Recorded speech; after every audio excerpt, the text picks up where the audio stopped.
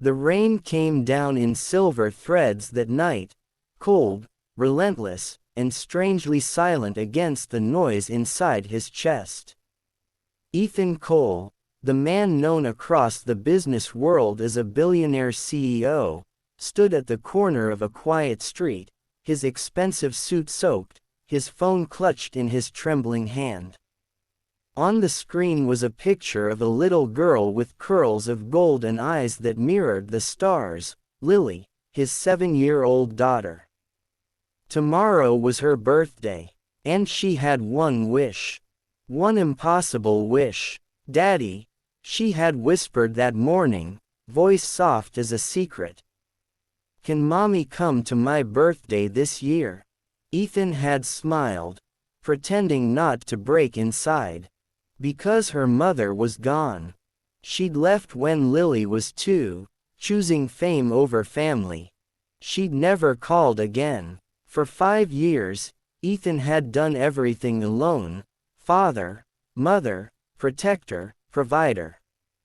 But no amount of money could fill the ache in his daughter's eyes every time she saw another child's mom at school events. Now, on the eve of her birthday, Lily had refused to celebrate.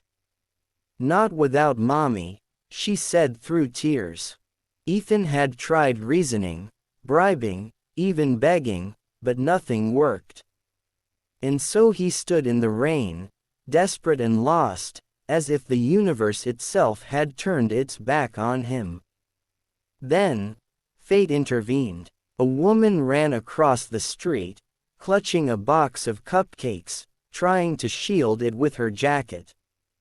She stumbled, and the box fell, frosting splattering across the wet ground. "Damn it," she whispered, her voice cracking with exhaustion. Ethan moved instinctively, helping her gather the ruined cupcakes. "Here, let me help." She looked up.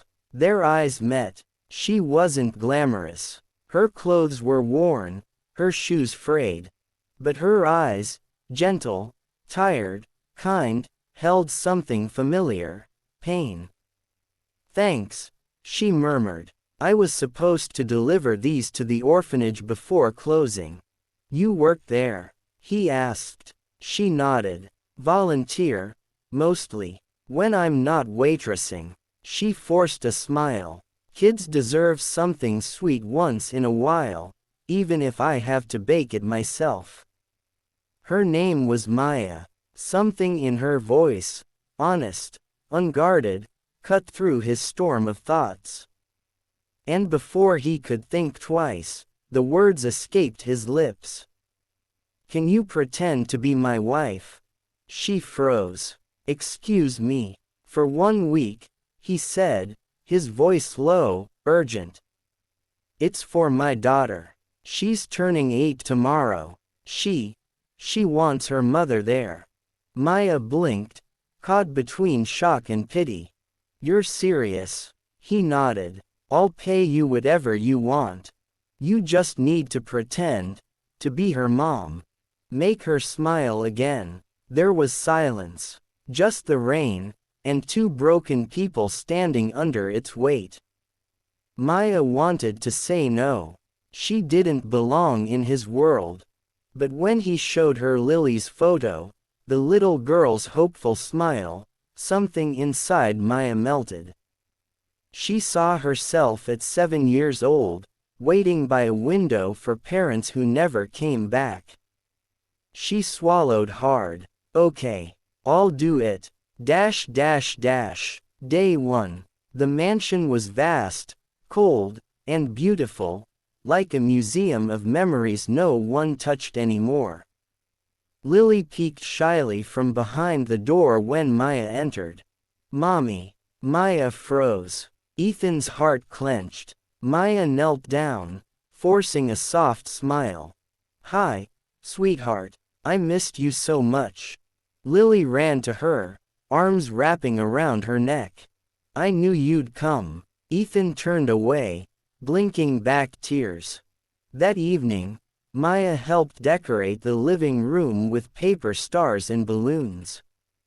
She laughed with Lily, told stories, burned a batch of cookies, and somehow filled the house with something it hadn't felt in years, warmth. Ethan stood by the door, watching them. The sound of laughter hurt more than silence. Because he realized what he'd lost. Day 3. The media was buzzing. Ethan Cole's wife returns, and his business partners congratulated him for the reunion. He didn't care. For the first time in years, he wasn't living for headlines. He was watching his daughter smile. But something was changing. Every time Maya spoke, every time she touched Lily's hair or scolded Ethan gently for skipping dinner, something unfamiliar stirred in his chest, something dangerously close to hope. Yet he saw the sadness she tried to hide, the way she avoided questions about her life. One night, he found her in the guest room, sitting by the window, staring at a worn photograph. "Who's that?" he asked softly. She hesitated, then handed it to him. It was a picture of a man holding a newborn baby. "My husband," she whispered. "And my daughter."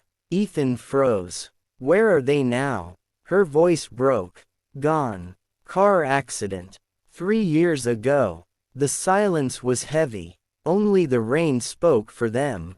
Ethan wanted to say something, anything, but all he could do was sit beside her. For the first time, two people who had lost everything didn't feel so alone anymore. Day 6. Lily's birthday was magical. Candles, laughter, music. Maya sang softly while Ethan played the piano. Then Lily ran up to them and said, "Can you both promise me something?" They smiled. "What is it?" "Promise you won't ever leave me again." Maya's throat tightened. She looked at Ethan, tears brimming. He nodded. "We promise." But the truth was cruel. Tomorrow, it would all end. Maya would have to go. Day 7. The morning light felt colder. Maya packed quietly while Lily slept.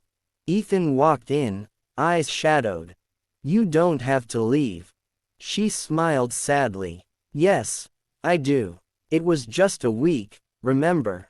He shook his head. "You changed her world, Maya." "Mine too." Her hands trembled. "Ethan, I can't replace her mother." "No," he said softly. "But you became something she never had before, hope." Tears slipped down her cheeks. "And what about you?" He took her hands. "You became the one I didn't know I was waiting for." Before she could answer, Lily's voice came from the doorway. "Mommy." Maya turned, breaking. "Sweetheart." Lily ran into her arms. "Please don't go." Ethan closed his eyes. "Stay," he whispered. "Not for me, for us." Maya looked between them, the family she'd never thought she'd have again. And in that moment, she knew some miracles don't need heaven's permission. She nodded through tears. "Okay, I'll stay." Months later, the mansion was no longer quiet. Laughter echoed through the halls, cookies burned in the oven, and a little girl's smile shone brighter than any chandelier. Ethan and Maya stood in the garden, watching Lily chase butterflies. "She calls you mommy now," he said softly. Maya smiled. "And you? What do you call me?" He looked at her, eyes warm. "Home." Sometimes life breaks us in ways that make us believe love is over. But maybe, just maybe, every heartbreak leads us to someone who understands our pain in the same language. Because love isn't always about finding the perfect person, it's about finding the broken one who fits perfectly beside your broken pieces.